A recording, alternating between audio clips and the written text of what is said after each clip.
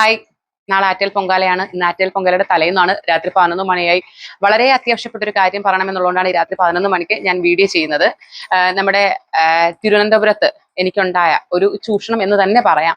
ആ ഒരു എക്സ്പീരിയൻസ് നിങ്ങളുമായിട്ട് എനിക്ക് ഷെയർ ചെയ്യണമെന്നുണ്ടായിരുന്നു. അപ്പോൾ ഉറപ്പായിട്ടും നിങ്ങൾ ആർക്കെങ്കിലും അനുഭവം ഉണ്ടെങ്കിൽ കമന്റ് ചെയ്തേക്കാം. ബന്ധപ്പെട്ട അധികാരികളിൽ എത്തുന്നത് വരെ നമ്മൾ ഷെയർ ചെയ്യുക. എന്താണെന്ന് വെച്ചാൽ ഇത് സ്ത്രീകൾ ഒന്നടങ്കം ഇന്ന് അനുഭവിക്കുന്ന ഒരു ബുദ്ധിമുട്ടായിട്ട് എനിക്ക് ഫീൽ ചെയ്തു. ഇന്നത്തെ രാത്രി അല്ലെങ്കിൽ നാളെ രാവിലെ പൊങ്കാലക്കാലം അടുപ്പിൽ കയറുന്നത് വരെ ഞാൻ തിരുവനന്തപുരത്ത് കോർപ്പറേഷൻ ഓഫീസിന്റെ തൊട്ട് ഫ്രണ്ടിൽ തന്നെയാണ് പൊങ്കാല ഇടാനായിട്ട് ഉദ്ദേശിക്കുന്നത്. ഞാൻ അതിന്റെ നിയർ ബൈ ഉള്ള കോളേജിനകത്ത് കല്ലുണ്ട് എന്നറിഞ്ഞ് അതിനകത്ത് കല്ല് വാങ്ങാനായിട്ട് ചെന്നപ്പോൾ ഞാൻ അറിയുന്ന ഒരുപാട് പേര് അതിനകത്തുണ്ടായിരുന്നു.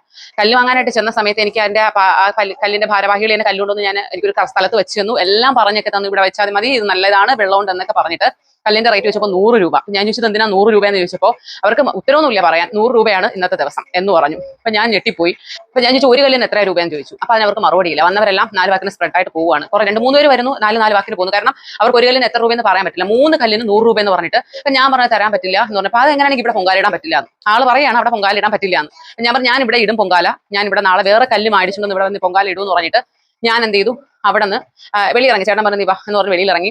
അടുത്ത തൊട്ടപ്പുറത്ത് 60 രൂപ, 10 മീറ്റർ പോലും വ്യത്യാസമില്ലാത്ത തൊട്ടപ്പുറത്ത് 60 രൂപ കല്ലിന്, 3 കല്ലിന് 60 രൂപ. അവിടെ ഞാൻ കല്ലെടുത്തപ്പോൾ ഒരു കല്ല് പൊട്ടിയിരുന്നു. അപ്പൊ ഞാൻ ആളോട്, ആ മാമനോട് പറഞ്ഞു, മാമ കല്ല് പൊട്ടിയിരിക്കണം. അതിന് കുഴപ്പമൊന്നുമില്ല, അതെല്ലാ കല്ലും അങ്ങനെ തന്നെയാണ് ഇരിക്കുന്നത്, നിങ്ങൾ കൊണ്ടുപോക്കോ, പൊട്ടുവാണെങ്കിൽ മാറ്റി തരാമെന്ന് പറഞ്ഞു. കുറച്ചപ്പുറത്തോട്ട് ഞാൻ ഇതിന്റെ ഒരു 100 മീറ്റർ വ്യത്യാസത്തിൽ കല്ല് കൊണ്ട് വെക്കാനായിട്ട് കറങ്ങി വന്നൊന്ന് ഫുഡും കഴിച്ച് സ്കൂട്ടിയിൽ തന്നെ കല്ലും വെച്ചിട്ട് കറങ്ങി വന്ന് കല്ല് വെക്കാനായിട്ട് നോക്കിയപ്പോൾ ആ കല്ല് പൊട്ടിയിരിക്കുന്നു. തിരിച്ചു കൊണ്ട് ചെന്നപ്പോൾ ആള് പറയുവാണ്, നിങ്ങൾ ഇവിടുന്ന് ഞാൻ എന്നെ ദൂരെ നിന്ന് കണ്ടപ്പോഴേ പറയണം, ഞങ്ങളത് ഏറ്റെടുക്കില്ല എന്ന് പറഞ്ഞിട്ട് ടാറ്റ പറയും മാതിരി. അടുത്ത് ചെന്ന് ഞാൻ അവളോട് സംസാരിച്ച ആൾ പറയാണ്, നിങ്ങൾ ഇവിടുന്ന് കൊണ്ടുപോകുന്നതോടെ ഞങ്ങളുടെ ഉത്തരവാദിത്തം തീർന്നു എന്ന്. പൊട്ടിയ കല്ലും തന്നിട്ട് ആളുമായിട്ട് കുറെ സംസാരിച്ചിട്ട് വേറൊരാൾ വന്ന് സംസാരിച്ച് കോംപ്രമൈസ് ആയിട്ട് കുഴപ്പമില്ല ഒരു കല്ല് കൊടുക്കുന്നു പറഞ്ഞ് വേറെ കല്ല് തന്നു.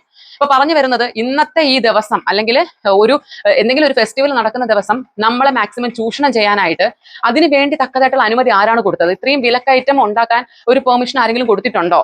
ഒരു ദിവസം നമ്മൾ അമ്മയുടെ നടയിൽ ഭക്തിപൂർവ്വം ഒരു പൊങ്കാല ഇടാനായിട്ട് ചെല്ലുന്ന സമയത്ത് അതുമായിട്ട് ബന്ധപ്പെട്ട സാധനങ്ങൾക്ക് വില കയറ്റാനുള്ള അനുമതി കൊടുത്തിട്ടുണ്ടോ എന്നുള്ളതാണ് എനിക്ക് അറിയേണ്ടിയിരിക്കുന്നത്. ഇത് ബന്ധപ്പെട്ട അധികാരികൾ അറിഞ്ഞിരിക്കാൻ വേണ്ടിയാണ് ഞങ്ങളൊരു വീഡിയോ ചെയ്യുന്നത്.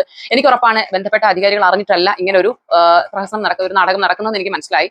അപ്പൊ ഉറപ്പായിട്ടും അന്യ നാടുകളിൽ നിന്നൊക്കെ നമ്മൾ കേരളത്തിന്റെ ട്രിവാൻഡ്രത്തെ തലസ്ഥാന നഗരിയിൽ പൊങ്കാലയിടാനായിട്ട് വന്നിരിക്കുന്നതാണ്. അപ്പൊ അവർക്ക് നമ്മളൊരു എന്താ പറയാ, നമ്മളിൽ ഒരു മോശം ഉണ്ടാകരുത് എന്നുള്ള ഫീലോട് കൂടിയാണ് ഞാൻ ഇങ്ങനെ ഒരു വീഡിയോ ചെയ്തേക്കുന്നത്. ഉറപ്പായിട്ടും അനുഭവസ്ഥരുണ്ടെങ്കിൽ കമന്റ് ചെയ്തേക്കുക. കാരണം അനുഭവസ്ഥർ കാണാൻ സാധ്യത കൂടുതലാണ്. എനിക്കുണ്ടായ അനുഭവം ഞാൻ നിങ്ങളുമായിട്ട് ഷെയർ ചെയ്യണമെന്ന് എനിക്ക് തോന്നി. ഇതുപോലെ ഒരുപാട് പേരുണ്ടാവും ഷെയർ ചെയ്യാൻ പറ്റാതെ ഒരറ്റത്തിരിക്കുന്നവര്. പക്ഷെ ഞാൻ പറഞ്ഞല്ലോ, ഇത് ഭയങ്കര ഒരു ചൂഷണമായിട്ട് എനിക്ക് ഫീൽ ചെയ്തു.